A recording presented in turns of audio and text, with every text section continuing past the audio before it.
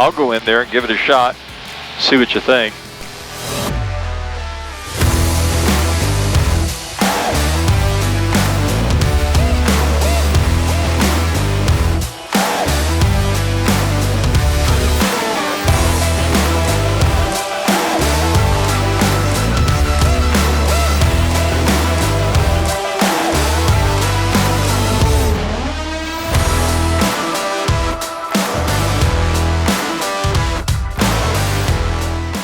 Today on the Plane Crazy channel, some of you guys have been asking about the airplane I fly.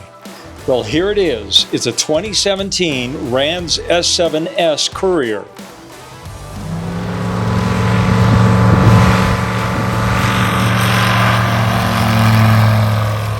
It's a great little airplane. It gets me in and out of any strip here in the backcountry of Idaho. It's not very fancy, but I do have the John Roberts gear, 29-inch Alaskan bush wheel tires, Acme suspension, which really soaks up the bumps. I cruise about 95 miles per hour, have an empty weight of about 800 pounds, and burn about 4 gallons of fuel per hour. Okay guys, so decided to make some changes on my airplane. Here it sits inside the hangar. We're putting a new engine on the front of the Rand's S7-S Courier. So there's the firewall sitting vacant. Kind of scary. It's interesting. It only took us about 3 to 4 hours to take the engine completely off. Let me show you what I had on there before, and then I'm going to show you what we ended up getting to put on. So here's my old 912 ULS big bore kit, fuel injection, the Edge Performance fuel injection. I'll tell you, that Edge Performance fuel injection, smooth. It just started every single time, no problems. And I wanted something that would help me with the density altitude that we have here in the state of Idaho. So that is a old school Rotax dual carbureted 914 turbocharged engine, 115 horsepower. Total weight of the engine is going to be about 15 pounds heavier than the 912 ULS, but between the prop and the engine, I was really contemplating a 915. But Mark Pringle over at Rocky Mountain Kit Planes says, you know, a 915 on the Rand's S7 Courier is kind of a heavy profile to put on there. So I'm saving 40 pounds by going with this engine, and I think a 916 would have just been way too much for my airframe. And I've got my friends here at Homedale who are kind enough to help me out, so kind of excited to see how things are going to be going.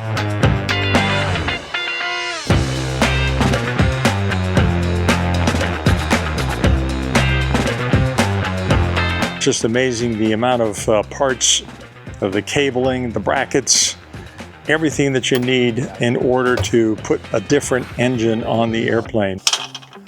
But all the stuff, we're having to kind of reverse engineer all this stuff, aren't we? Well, you could call it that, I guess. It's somebody else's puzzle that we're learning. Here's just one of the many problems that we're having to solve. The Edge Performance fuel injection has these high pressure boost pumps. The 914 does not tolerate high pressure boost pumps. It's a low pressure boost pump system. So what we did, Jason had one of these nice nifty housings here. I mean, it's beautiful, it's compact, it's all in one piece, ready to go.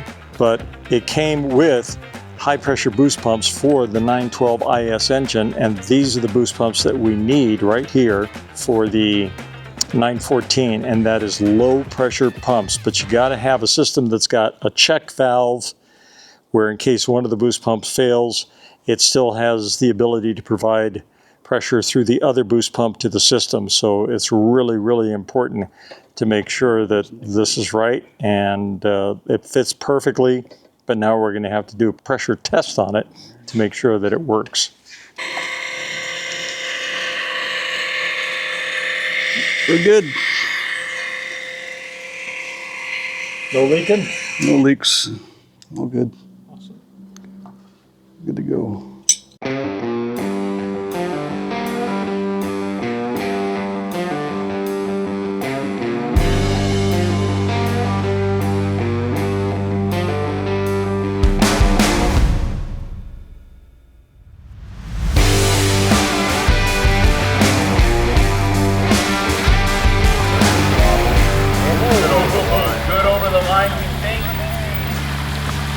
gonna roar right away.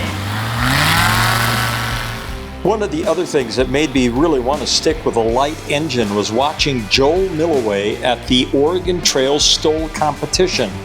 He also flies a Rand's S7. Joel's numbers were only 50 feet longer on a combined takeoff and landing than some of the unlimited super turbocharged aircraft that were competing at the competition. So what's his secret? I think it's just the airplane is simple and it doesn't have any bells and whistles. I think that's the main thing. It's about as simple as you can get as far as the build goes. It's all about being light and power to weight ratio. As far as power to weight ratio and reliability, the stock 100 horse engine is probably the best engine out there, you know. So if you stick with that platform and build the airplane around that, but just concentrate on building it super light, then you got a winner. In first place with a combined score of 192 feet, it's Joel Milloway. Joel.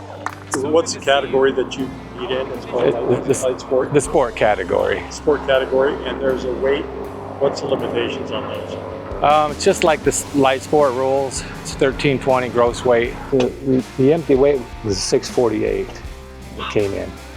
So it's probably give or take a few pounds since then, but that's what the original empty weight was. So that's why you're landing sub 150, taking off sub 150. And that's what it is, yeah. Pretty crude. It's not going to win any, you know, beauty pageants at all, but that's not what it was built for. Yeah.